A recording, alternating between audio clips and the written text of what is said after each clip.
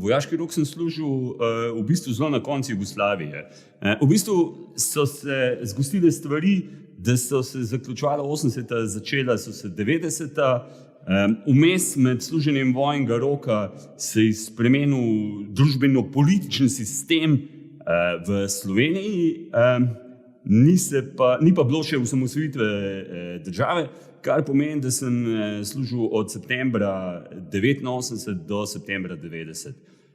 Služil sem v Surdulici, to je skrajni jugovzhod Srbije, to je prve 4 mesece, temu se je rekla Obuka, potem sem šel pa za naslednjih 8 mesecev na Karavlo, to pa definitivno skrajni jugovzhod Srbije, danes je to tromeja med Srbijo, Bulgarijo in Južno Makedonijo, se pravi, to je bila jugoslovansko-bulgarska meja v hribih.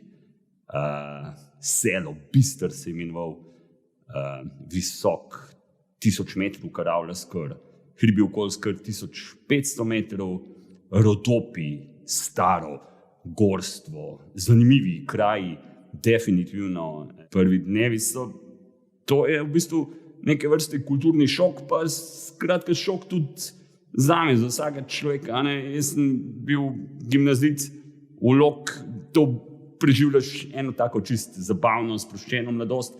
Konc 90-ih, konc 80-ih, to je bilo intenzivno družbeno-politično vreme, slovenska pomlad, cel kup enih koncertov, pa take stvari, malo sem čupal do tle dol, potem pa postrižejo, greš na en vlak, se peleš do konca in naprej in padeš v eno sivo kasarno, ki je podobna kot ta, saj so bili vsi neki modeli, ona je bila narejena mislim, da tudi v času stare Jugoslavije, ona je tako kot ta, in vsi modeli so približno isto, kjer je tudi dresura bila podobna.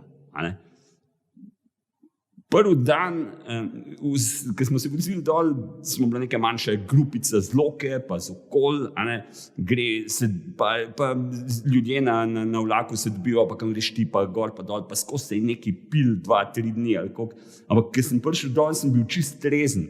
Adrenalin toliko šiba, da sem bil res čist, zdaj gre pa zares, čakali smo toliko, da so se v une minute tik pred polnočjo smo šli not in pa se začne ta drug svet. Tam so rekli, da na en stran kasarne, preden vstopiš, piše dobrodošli, na drug stran pa piše zajebali smo vas. Ampak, ni eksplicitno to ne piše, ampak na nek način res vstopiš v drug svet.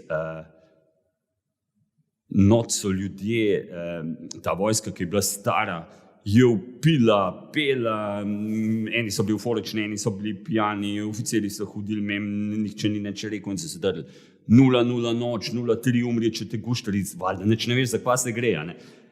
Enkrat kasneje je rekel dober pisatelj Miljenko Jergović, da je bila JNA perfektna mešanca med norišnico pa Arestom. In evo, ta feeling se mi je prvi zapodil poplavno.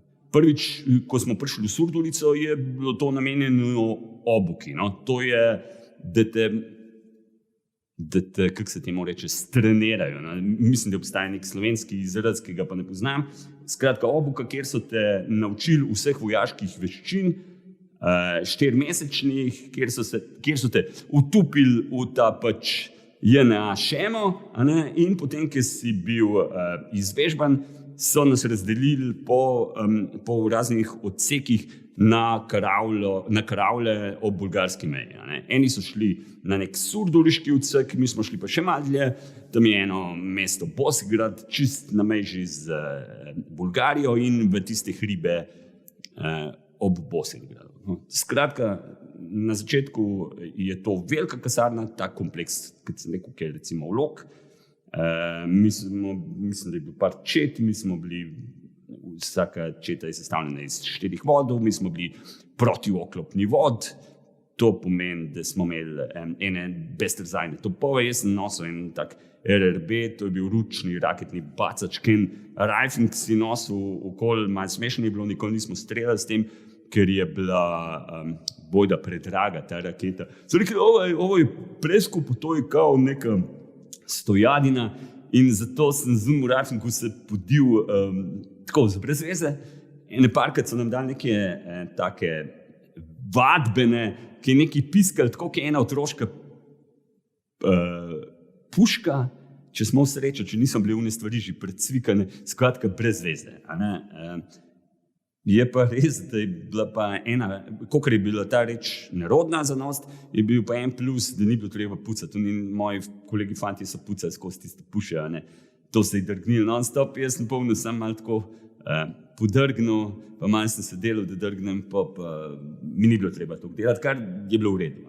Drugače je pa to privikavanje temu, se pravi, zjutraj se je vstal, šlo se je na vežbo, frušt, pa drill dopoldanski, južna drill popoldanski, pol pa, ali pa kakšen del, ali pa kaj takega, in pol si gledal dnevnik.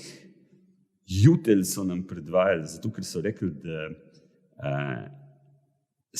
to so bile že neke prve tenzije.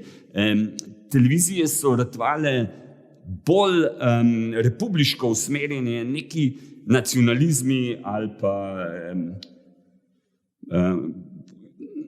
vsa ta središča so že posredovala neke svoje resnice in Jugoslavija je naredila neko neutralno zgodbo in mi smo to gledali, da se ne bi kregali kao med sabo, da so nam dali neko šemo, nekega bratstva in jedinstva. In zanimivo je, ta dnevnik je šel tako običajno, ker dnevniki šibajo, ne vem, pol 8 ali nekaj tage. In jaz sem včasih gledal fotor, ki je kinknil pa dnevnik, sem rekel, kak lahko stari kinkneš v pol 8. No, takrat se mi prvič zgodilo, da sem tudi zakinkal pred televizorjem, pa sem rekel, to je to. In če te je pa videl oficer oziroma desetarta, ki je bil pač komandir tega voda, je rekel, ajde, marš, pa si šel na stranišče, si se umil, pa šel gledati naprej. Tako da, skratka, te 4 meseci so bili drill, imeli smo 2-3 manevrov, za par dni, enkrat smo šli v Prokuplje, bili so lepi jesenski dnevi, tik pred dnevom Republike, taka lepa jesen, recimo tak dan, kot danes, sonce pa to. Po 2 dneh je pa začel dež, pa sneg in smo najebali totalno. Tam je ena taka zemlja, keni vinogradi ali pa neki sadovnjaki in to je bilo blata do kolen. Jaz sem bil, 2 dni sem bil moker do gat in ledvičnega, pa sudim, to sem imel suho drugo, pa vsem mokro. Tako da, 2krat smo šli pa na Vlasino, to je pa ena planina nad Surdulico, kjer je pa čudovita gorska pokrajina, sredogorska, taka, kjer je ena montana, hribi okoli, gozdovi, veliko jezero, sicer umetno, Vlasinsko jezero, kjer na enih takih manjših otočkih plavajo kar ena drevesca, zrak je bil čist, zvezde so se videle noro, mislim, drugače. Pa tudi, v vojski se stvori ena taka drugarstvo, ekipce se zberejo, eni fanti smo se čisto super zastopili, pa smo šli, ne vem, na kakšen čik, skupaj smo jedli, pa na kakšen perušticuno in je bilo zanimiv, poleg tega, da smo pa tudi dosti najebali, ker so nas terali pa zaradi vremena, pa vsega tega. V bistvu je bil, po mojem, sem bil jaz zadnja cela septembarska generacija, ker tisti, ki so šli kasneje, 90, so šli pred septembrom nazaj, tako da taki Nirvana je odigrala zadnji koncert v Ljubljani, sem bil jaz zadnjo to septembarsko klaso celo. Vzdušje je bilo, jaz moram reči, da je kar v redu. Neka splošna značilnost septembarskih ekip je bila ta, da je bil folk precej izobražen. To so bili gimnazijci, srednješolci, 4 leta, bilo je sicer še vse sorte drugega, kar je zanimivo. Vidiš ljudi, ki jih do tedaj v enih takih manjših sredinah, ki ti je loka, nisi videl vse sorte ljudi, tam so pa še sposod in je bila ta pestrost super. ampak smo se tudi razmeroma dobro zastopili. No. Tudi moram reči, da kakor jaz nisem maral neke JNA, mi smo vendarle generacija, ki je zrasla z mladino, z ne vem, tem rock'n'rollom, konc 80-ih družbenim gibanji in nam je to šlo ful na živce.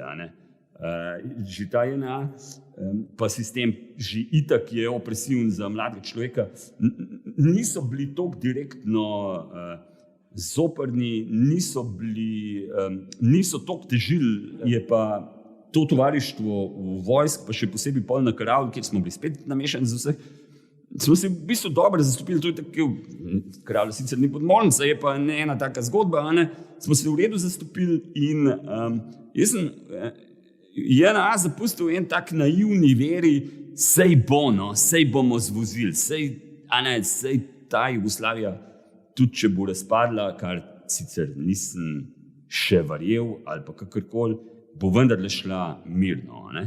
Ker treba je povedati tudi eno drugo stvar, mi smo se zavzemali ali pa smo bili naklonjeni osamosvojitvi Slovenije, ampak to ni nihče vedel, da bo to čez dober let. To je bil pač proces, ki bo šel, demokratizacija, osamosvojitev. Je pa res, da je pa globalne spremembe so se pa vrtele. V tem času, ki smo bili mi v Surdulici, je padel Berlinski zid. Se pravi, bila je pol na Češkem revolucija žametna.